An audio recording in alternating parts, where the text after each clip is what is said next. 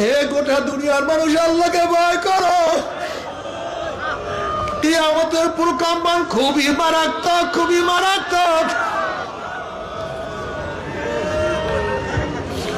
সেই কিয়ামতের ময়দানের যখন অবস্থা শুরু হয়ে যাবে, কম্পন শুরু হয়ে যাবে, তখন দুগ্ধপায়ী মা তার বাচ্চার দুগ্ধ পান করা ভুলিয়া যাবে, বাচ্চার কথা মনে থাকবে না।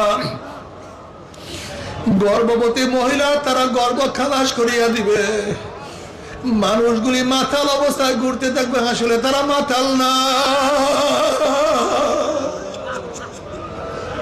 ولكن عذاب الله شديد।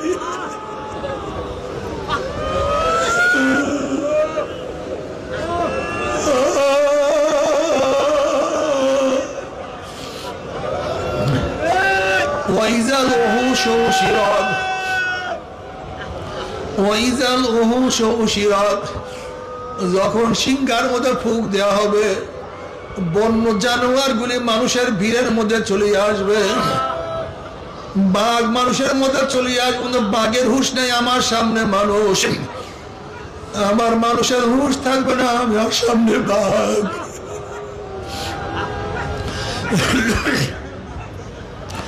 ওয়াইজাল উহুশ হুশিরাত। আল্লাহ তুমি আমাদের সবাইকে মাফ করিয়া দাও।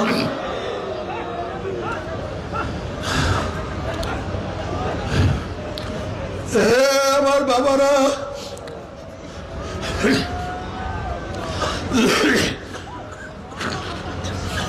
আমি তোমাদের কাছে প্রশ্ন করি, খুব বুঝিয়া শুনিয়া জবাব দিও। একটা মানুষের টাকার অভাব নাই, পয়সার অভাব নাই, সম্মান ইজ্জতের অভাব নাই, গাড়ি বাড়ির অভাব নাই, বাদশা, দুনিয়ার বাদশা সব কিছু তার আছে, কিন্তু আমার মাওলা কিনিয়া কবরে যাইতে পারে নাই। তোমরা ভালো মতো গভীর ভাবে প্রশ্নের জবাব দাও, সে ব্যর্থ না সফল? আর এক ব্যক্তির টাকা নাই, পয়সা নাই, গাড়ি নাই, বাড়ি নাই, কাপড় নাই,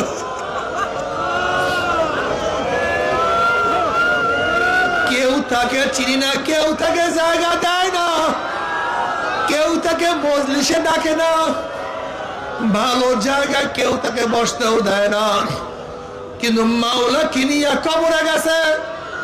আমি তোমাদের কাছে প্রশ্ন করি, এই ব্যক্তি সফল না ব্যর্থ? আসলে মাওলা কিনিয়া কবরে গেলে আমরা সফল, কামিয়াব।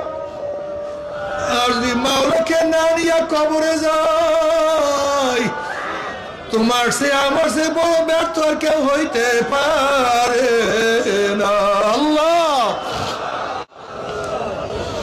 আল্লাহ তুই আমাদের সবাইকে মাফ করিয়া দাও।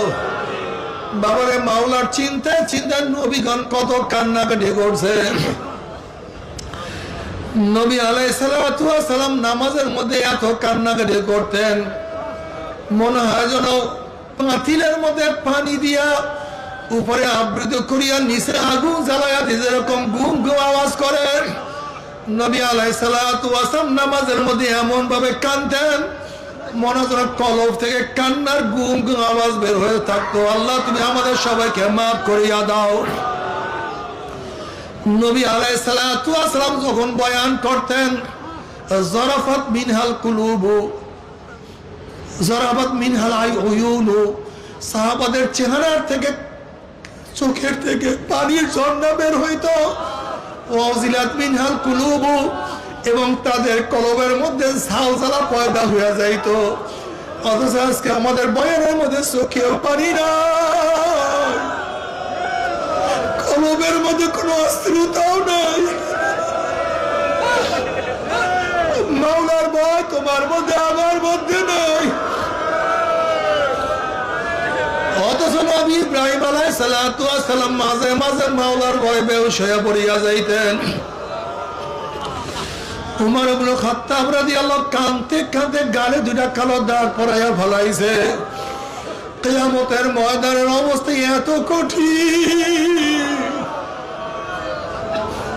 ইয়া আইয়ুহান নাসু তারাব্বাকুম, ইয়া আইয়ুহান নাসু তাকু রাব্বাকুম, ইয়াখশা ইয়াওমান লা ইয়াজি ওয়ালিদুন আন ওয়ালাদিহি ওয়ালা মাউলুদুন হুয়া জাযি আন ওয়ালিদিহি শাইআ ইন্না ওয়াদাল্লাহি হাক্কুন ফালা তাগুররান্নাকুম হায়াতুদ দুনিয়া ওয়ালা ইয়াগুররান্নাকুম বিল্লাহিল গুরুর। যে কিয়ামতের ময়দানে বাবা ছেলেকে উপকার করবে না, ছেলে বাবাকে উপকার করবে। আল্লাহ পাকের ওয়াদা সত্য। আল্লাহ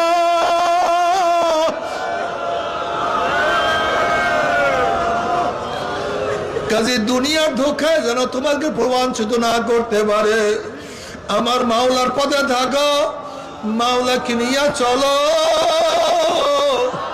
মাওলাকে না নিয়ে আমরা কবরে যাব না। আল্লাহ হাঁটো চলো, সবসময় মাওলার খেয়াল করো, ধ্যানে খেয়ালে চলো। মাঝে মাঝে আমি কি করলাম?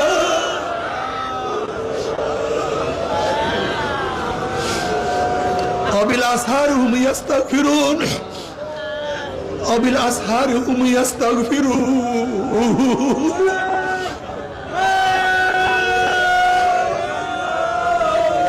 كانوا قليلا من الليل ما يحزنون وبالأسحار هم يستغفرون মুত্তাকিনরা সারা রাত্র মাওলার ইবাদত করে, আর ভোর রাতে বলে মাওলা মাফ করিয়া দাও, ক্ষমা করিয়া দাও। তুমি ক্ষমা না করলে উপায় নাই। আল্লাহ অবিলাসারি হুম ইস্তাগফিরুন। দেখো জনাবে মুহাম্মদ রাসূলুল্লাহ সাল্লাল্লাহু আলাইহি ওয়াসাল্লামকে আল্লাহ পাক আগিলা গুফিলা সমস্ত গুনাহ maaf করিয়া দিতে, তার তো কোনো গুনাহ নাই। গুফিরা লাহু মা তাকদ্দামা মিন যামবিহি ওয়া মা তাআখার, আমার নবীর সব কিছু maaf। এরপর আল্লাহ পাক তাকে বলে ফাসাব্বি বিহামদি রাব্বিকা ওয়াস্তাগফির, বেশি বেশি ইস্তিগফার করেন, বেশি বেশি তওবা করেন। অথচ আমাদের মধ্যে তওবা নাই, আমরা মাওলার কাছে তওবা করি না। সব সময় মাওলার কাছে তওবা করো, আর মাওলাকে ডাকো, মাওলা রে মাওলা রে। ওরে যখন একা থাকো মাওলাকে ডাকো আল্লাহ, যখন রাত্রে ওঠো কি করলা,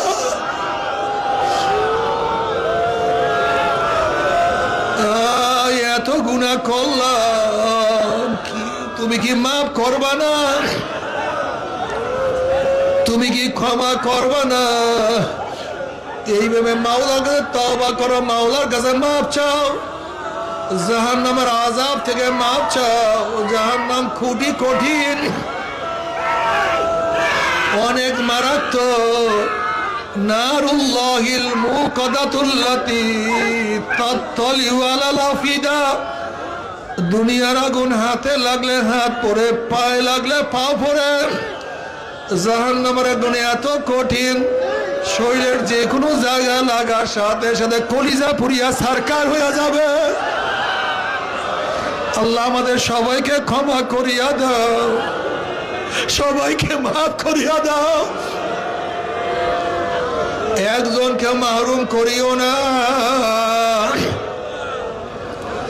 আল্লাহ তাআলা হাদিসুল গাশিয়া উজুহু ইয়াওমাইযিন খাশিয়া আবিলাতুন নাসিবা তাসলা নারান হামিয়া তুসকা মিন আইনিন আনিয়া লাইসা লাহুম তুআমুন ইল্লা মিন দারি লা ইউসমিন ওয়া লা ইউগনি মিন জু। যখন জাহান্নামীরা পানি পানি করে চিল্লাইবে, চলন্ত আগুনের নহরের মধ্যে ডাইরেক্ট আগুন খাওয়াইয়া দেওয়া হবে। আল্লাহ আমাদের সবাইকে মাফ করিয়া দাও, সবাইকে ক্ষমা করিয়া দাও। তুমি কি জানো জাহান্নামের আগুন এত কঠিন, এত মারাত্মক? তোমরা জানো বিজ্ঞানীরা সূর্যের আগুনকে কত কঠিন আগুন মনে করে? আল্লাহ পাক কিয়ামতের ময়দানে সূর্য পূজকদেরকে বলবে, হে সূর্য পূজকরা, তোরা আমাকে বাদ দিয়া সূর্যকে পূজা করছো। দেখো আমার সূর্য শক্তিশালী না, আমার জাহান্নাম শক্তিশালী। এই কথা বলি আল্লাহ পাক সূর্যকে জাহান্নামে নিক্ষেপ করবেন। জাহান্নামের এখন এত মারাত্মক, এত কঠিন, সূর্যকে জ্বালাইয়া পোড়াইয়া সব সরকার করিয়া ফেলাইবে। আল্লাহ তুই আমাদের সবাইকে মাফ করিয়া দাও, আমাদের সবাইকে ক্ষমা করিয়া দাও। বেশি বেশি জিকির আজকার করো, 5 ঔষধ আদায় করো, হালকা জিকির সারিও না, মাসিক ইস্তেমা সারিও না, সব সময় জিকিরের মধ্যে থাকি। আল্লাহ ওনাদেরকে তার পড়িও। সরমুনার ময়দান কামাই দিও না, চোখের পানি শুকাইও না। জবা যেন মাওলার জিকিরের রস থেকে খালি না থাকে, অন্তর যেন মাওলা দিয়ে ফিরে থাকে। আল্লাহর কাছে দোয়া করো, মাওলার জিকির করার তৌফিক দিয়া দাও, তোমাকে ডাকার তৌফিক দিয়া দাও। সবাই বেশি বেশি মাওলার জিকির করো, লা ইলাহা ইল্লাল্লাহ।